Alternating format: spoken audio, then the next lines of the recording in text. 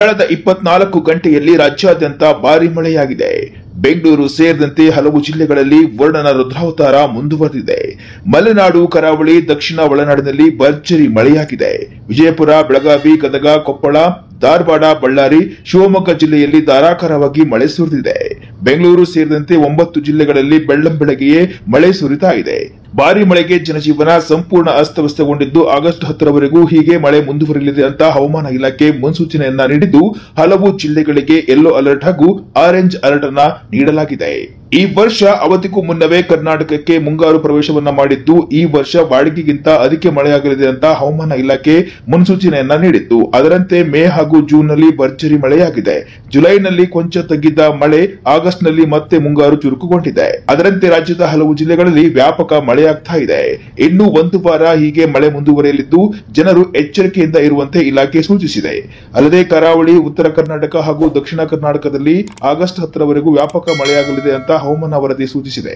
ದಕ್ಷಿಣ ಕನ್ನಡ, ಉತ್ತರ ಕನ್ನಡ, ಉಡುಪಿಗೆ ಆಗಸ್ಟ್ 7, 8 ಭಾರಿ ಮಳೆಯ ಹಿನ್ನೆಲೆ ಆರೆಂಜ್ ಅಲರ್ಟ್ ಅನ್ನು ಕೊಡಲಾಗಿದೆ. ಇದಲ್ಲದೆ ಧಾರವಾಡ, ಗದಗ, ಹಾವೇರಿ, ಚಿಕ್ಕಬಳ್ಳಾಪುರ ಹಾಗೂ ಶಿವಮೊಗ್ಗದಲ್ಲಿ ಇಂದು ಭಾರಿ ಮಳೆ ಸಾಧ್ಯತೆ ಇರುವುದರಿಂದ ಆರೆಂಜ್ ಅಲರ್ಟ್ ಅನ್ನು ನೀಡಲಾಗಿದೆ. ಇನ್ನು ಬೆಳಗಾವಿ, ಧಾರವಾಡ, ಹಾವೇರಿ, ಬಳ್ಳಾರಿ, ಚಾಮರಾಜನಗರ, ಚಿಕ್ಕಮಗಳೂರು, ದಾವಣಗೆರೆ, ಮೈಸೂರು, ರಾಮನಗರ, ವಿಜಯನಗರ ಜಿಲ್ಲೆಗಳಲ್ಲೂ ಕೂಡ ಭಾರಿ ಮಳೆಯಾಗಲಿದ್ದು ಯೆಲ್ಲೋ ಅಲರ್ಟ್ ಅನ್ನು ನೀಡಲಾಗಿದೆ. ಭಾರಿ ಮಳೆಗೆ ರಾಜ್ಯದ ಜನರು ತತ್ತರ. ಕಳೆದ 24 ಗಂಟೆಯಲ್ಲಿ ಸುರಿದ ಭಾರಿ ಮಳೆಗೆ ರಾಜ್ಯದ ಜನರು ತತ್ತರಿಸಿ ಹೋಗಿದ್ದಾರೆ. ಬಿಟ್ಟು ಬಿಡದೆ ಸುರಿಯುವ ಮಳೆಗೆ ನದಿಗಳು, ಹಳ್ಳಕೊಳ್ಳಗಳು ಉಕ್ಕಿ ಹರಿಯುತ್ತಿವೆ. ಹಲವು ಜಿಲ್ಲೆಗಳಲ್ಲಿ ಜಮೀನುಗಳಿಗೆ ನೀರು ನುಗ್ಗಿ ಅಪಾರ ಪ್ರಮಾಣದ ಬೆಳೆಗಳು ನಾಶವಾಗಿವೆ. ಈಗಷ್ಟೇ ರೈತರು ಭತ್ತದ ನಾಟಿಯನ್ನ ಮಾಡಿದ್ದು, ನೀರಲ್ಲಿ ಕೊಚ್ಚಿ ಹೋಗುವ ಆತಂಕ ಶುರುವಾಗಿದೆ.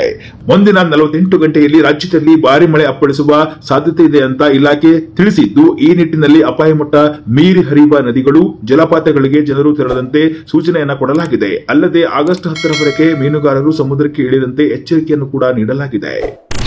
ಬೆಂಗಳೂರಲ್ಲಿ ಭಾರಿ ಮಳೆ ಸೂಚನೆ. ಬೆಳ್ಳಂಬೆಳಗ್ಗೆಯೇ ಮೋಡ ಕವಿದ ವಾತಾವರಣ. ಕಳೆದ ಭಾನುವಾರದಿಂದ ಬೆಂಗಳೂರಲ್ಲಿ ಮಳೆ ಸುರಿತಾ ಇದೆ.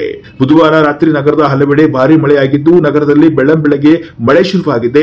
ವಾಹನ ಸವಾರರು ಟ್ರಾಫಿಕ್ ಸಮಸ್ಯೆಯಿಂದ ಪರದಾಡಿದ್ದಾರೆ. ಸಂಜೆ ವೇಳೆ ಭರ್ಜರಿ ಮಳೆಯಾಗುವ ಸಾಧ್ಯತೆ ಇದ್ದು, ಇನ್ನು 2 ದಿನ ಬೆಂಗಳೂರಿಗೆ ಯೆಲ್ಲೋ ಅಲರ್ಟ್ ಅನ್ನ ಘೋಷಣೆ ಮಾಡಲಾಗಿದೆ. ಭಾರಿ ಮಳೆಯ ಜೊತೆಗೆ ಕೆಲ ಪ್ರದೇಶಗಳಲ್ಲಿ ಗಂಟೆಗೆ 40 ರಿಂದ 50 ಕಿಲೋಮೀಟರ್ ವೇಗದಲ್ಲಿ ಬಿರುಗಾಳಿ ಬೀಸಲಿದೆ ಅಂತ ಹವಾಮಾನ ಇಲಾಖೆ ಸೂಚನೆಯನ್ನ ನೀಡಿದೆ. ಇನ್ನು ಬೆಂಗಳೂರು ನಗರ, ಬೆಂಗಳೂರು ಗ್ರಾಮಾಂತರ, ರಾಮನಗರ, ಬಾಗಲಕೋಟೆ, ಬೆಳಗಾವಿ, ಬಿಜಾಪುರ, ಚಿಕ್ಕಬಳ್ಳಾಪುರ, ಕೋಲಾರ, ತುಮಕೂರು ಜಿಲ್ಲೆಗಳಲ್ಲಿ ಬೆಳಗ್ಗೆ 4 ಗಂಟೆಯಿಂದಲೇ ಹಾಗೂ ಮೈಸೂರು, ಮಂಡ್ಯ, ಚಾಮರಾಜನಗರ, ಕಲಬುರಗಿಯಲ್ಲೂ ಕೂಡ ಮುಂಜಾನೆ 4:15ರಿಂದಲೇ ವ್ಯಾಪಕ ಮಳೆಯಾಗ್ತಾ ಇದೆ.